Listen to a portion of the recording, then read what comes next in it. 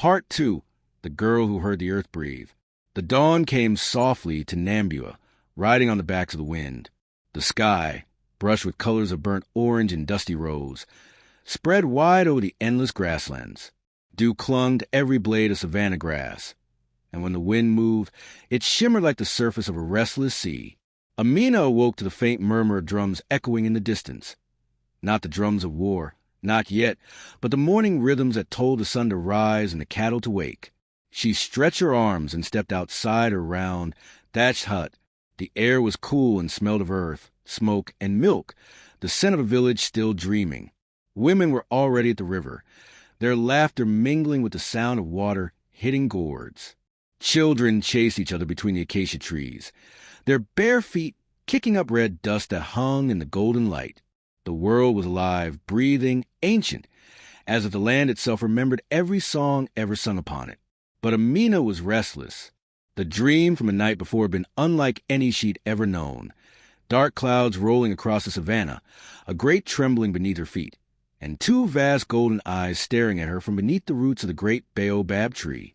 The dream had felt like a call. She wrapped a faded cloth around her shoulders and made her way toward the baobab, the sacred heart of Nambua. Its trunk was wide enough to swallow an entire hut, and its roots twisted into the ground like the arms of old gods.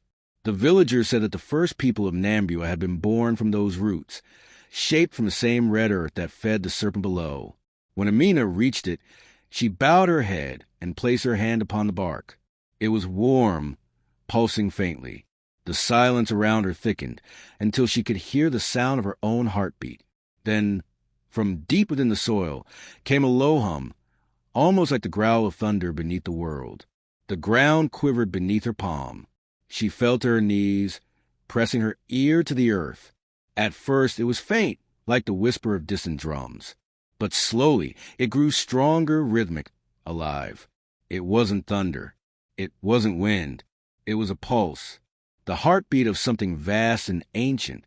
"You are waking," she whispered. "The guardian of Nambua, you are waking." A shadow fell across her. When she looked up, Elder Kofi stood there, tall, wrapped in a deep indigo robe, leaning on a carved wooden staff shaped like a snake. His eyes, milky with age, still burned with knowing. "The ground stirs," she said breathlessly. "Then listen closely," the elder replied. "The earth speaks only to those who remember her voice."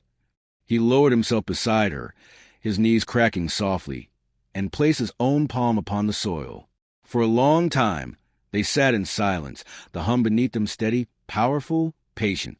"The serpent sleeps beneath us," he murmured. "When it moves, it is not without reason. Perhaps it dreams of war. Perhaps it dreams of hunger. What should we do?" Amina asked. "We wait," he said, "and we prepare our hearts." As they rose, a faint gust swept across the plain, carrying with it the scent of smoke. Thin, bitter, unfamiliar. Amina turned westward.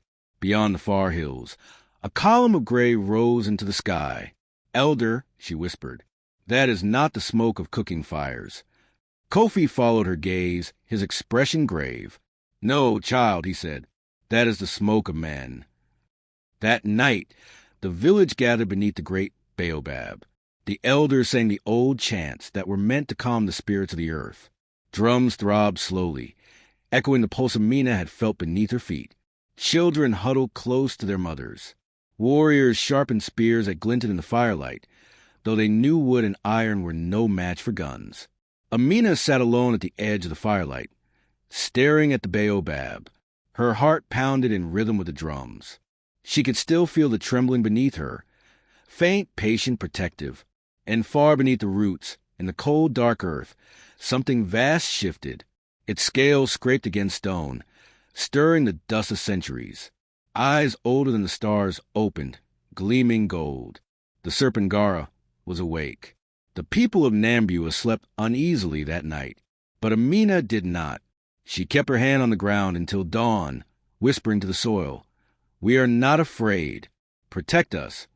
The earth answered her with a slow, deep rumble, like a heartbeat promising to rise.